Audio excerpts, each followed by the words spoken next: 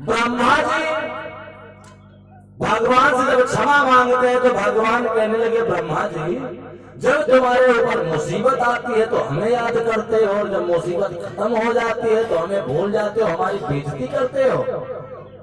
आगे से ऐसा मत करिएगा, नहीं तो रोते रोते मर जाओगे, तुम्हारी मदद करने हम नहीं आएंगे। ब्रह्मा जी बार बार विनय करते हैं और विनय करने के बाद वहां से चले जाते हैं। भगवान कन्हैया दामा श्री दामा मदन संकीर्ण और छिदामी के पास पुनः लौट करके आते हैं और कहते हैं बलराम भैया, बलराम भैया। बलराम भैया बोले क्या बात, कन्हैया कहाँ चल रहे हैं? श्याम सुंदर कहने लगे देखो बलराम भैया, अब इस वन में हम 1 मिनट भी नहीं रुकेंगे, अब यहां से निकल चलो। कहा? चलो यहां से आज हम तुम तारक वन में चलेंगे, यहाँ तो परीक्षाएं ली जा रही हैं, हमारी तुम्हारी बेइज्जती की जा रही है, इस वन में दोबारा कभी आएंगे भी नहीं हम। चलो आज हम तो तारक वन में चलते हैं, और तारक वन में तो तुम्हें मालूम होगा कि बड़े सुंदर सुंदर फल लगे हैं ताड़ के, और ताड़ के फल खाने में कितना स्वाद आता है। बलराम भैया कहने लगे कन्हैया बात तो कह ठीक कह रहे, चलो अगर तुम्हारी इच्छा है तो चलते हैं।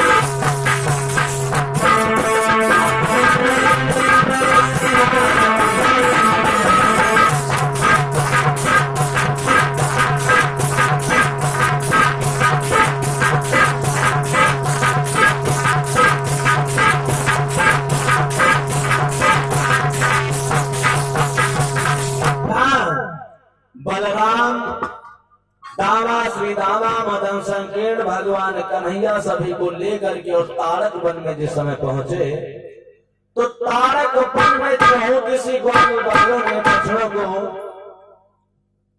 घुमा दिया और सभी तो गाय बछड़े बिखर चुके हैं, सब हरी हरी घास चढ़ने लगे। भगवान कहने लगे दाऊ भैया देखो कितने अच्छे अच्छे फल लगे हैं, अब हमें इच्छा है कि तुम नीचे रुको और हम एक वृक्ष के ऊपर चढ़ जाएं और फल तोड़ तोड़ के नीचे डालें, तुम भी खाओ और फिर हम भी खाएं।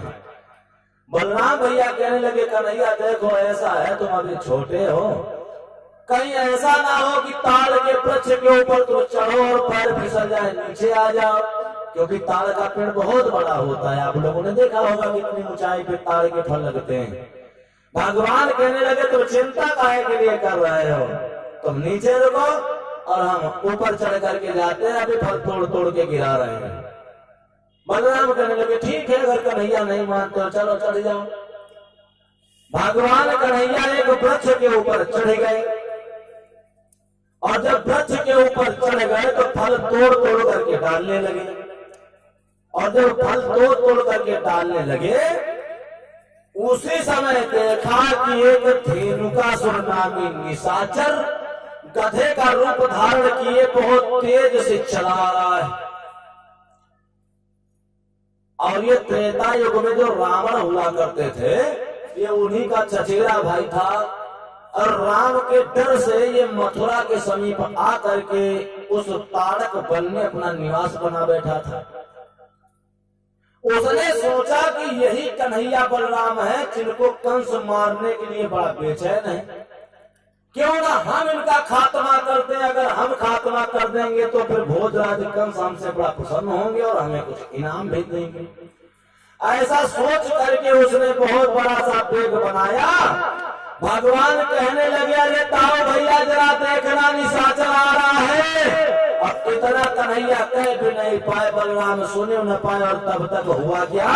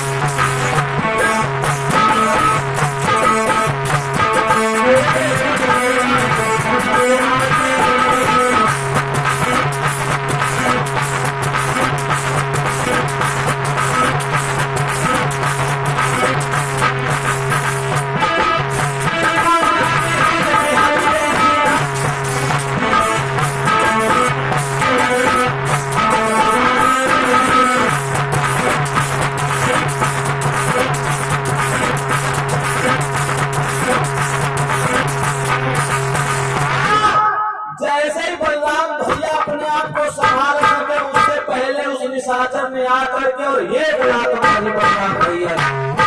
बलराम भैया के जैसे वो लात लगी तो धड़ाम से बलराम भैया गिर पड़े, और जैसे ही बलराम गिरे एकदम से उठे और उस गधे के पीछे वाले दोनों पैरों को पकड़ लिया और उठा के पटाख से उसे भगवान चढ़े हुए थे। जैसे ही बलराम भैया ने उस गधे के दोनों पैर पटके हैं उस ताड़ के ऊपर,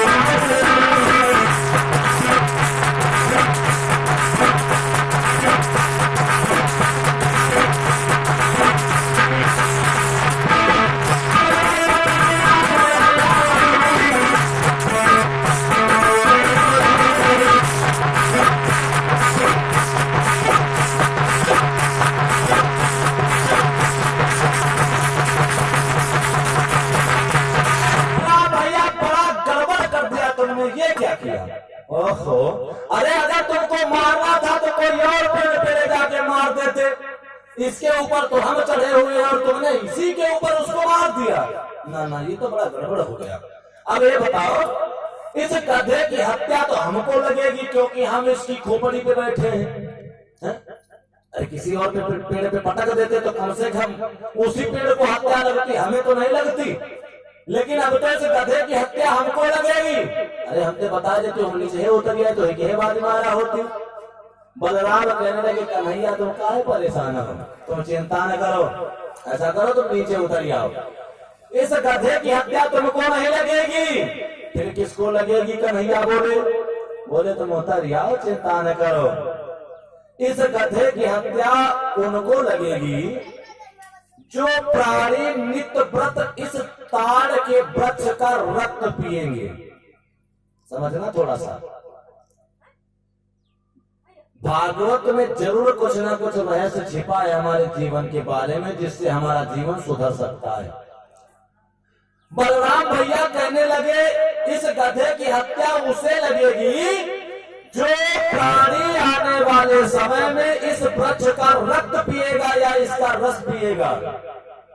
शुद्ध भाषा समझ लो, जैसे लोग ताड़ी पीते हैं, ताड़ से जब आदमी ताड़ी पिया तो गधा की हत्या उनकी खोपड़ी बुलागी। तो परेशान हो कन्हैया उतर जाओ।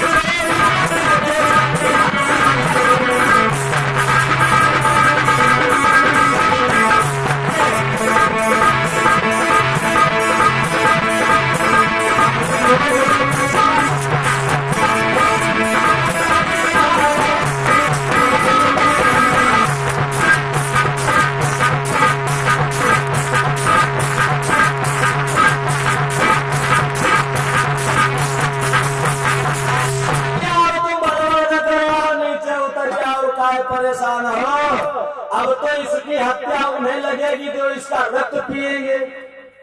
श्याम सुंदर कहने लगे हाँ यह बात बढ़िया रही। आओ का नीचे उतर के आए। एक बात और बताते हुए चले साथ ही साथ, कुछ लोग ऐसा भी विचार कर रहे होंगे कि हाँ यह बात कैसे हो सकती, तारीफ ये को हत्या लागत, लेकिन गलत सोच रहे हैं आप लोग। ये बात मैं प्रमाण के साथ में कह सकता हूं क्योंकि श्रीमद् भागवत के 2 स्कंद में लिखा हुआ है, 2 खंड में लिखा हुआ है कि जो भी प्राणी ताड़ का रस पीते हैं उन्हें गधे की हत्या लगती है। और अगर तुमका विश्वास ना हो तो एक प्रैक्टिकल और हम बता दे तुमका। देखो बेचन भैया, कभी तुमने देखा होगा कि गधा जब कबहू भट्ठा पर चलते हैं ना ईटा ला दे, तब देखो, और कबहू देखो कि ताड़ी जो लोग पियते हैं तो वो बिना खाना खाए पियते हैं, है ना, ऐसे ही खाना नहीं खाते। और कहा जाने वाला ताड़ी अगर निन्ने मुंह पियो तो कईयों रोग भाग जाते, ये नहीं मालूम गधा हत्या लग जाते हैं। ताड़ नीचे पहुंचे, बड़े बढ़िया स्वतंत्र है, बड़ी अच्छी मतलब याददाश्त है। और जितने घर ताड़ के नीचे पहुंचे और अंदर भेज हुआ चले तो या गधा तुम गधा का देखे जो नीटा ला दे आ रहा है भट्ठा पड़ते, और या गधा उनका देखे जो ताड़ी पीने चले आवत हो। सेम टू यू लगी है, बिल्कुल सकल सूरत या ना मालूम पड़ी। हाँ, जितना बिल्लान गधा है और उतने बिल्लान दिखाई पड़ी है रामपाल जो ताड़ी पिए आ रहे हैं। और अगर यह बात तुमका अच्छी न लगे, न विश्वास भाव हो, तो एक और प्रैक्टिकल बताई सबसे वर्जिनल। देखो एक गिलास हम ताड़ी नहीं ले हो और या खाए गधा ठाड़ कर ले हो, बात समझना। एक गिलास में ताड़ी लेना और एक तरफ गधा रख खड़ा कर लेना। पहले ताड़ी सूंघो, और फिर गधा सूंघो, दोनों के लिए खुशबू आकर तना लगी, बिल्कुल कोई दूर नहीं। पहले गधा सूंघो और बाद में ताड़ी सूंघो, चाहे पहले ताड़ी सूंघो बाद में गधा सूंघो, सेम बिल्कुल एक ही खुशबू आना है। ये समझ लो, ये बात जान लो कि हाँ वाकई में ताड़ी पीर गधा हत्या लागत है।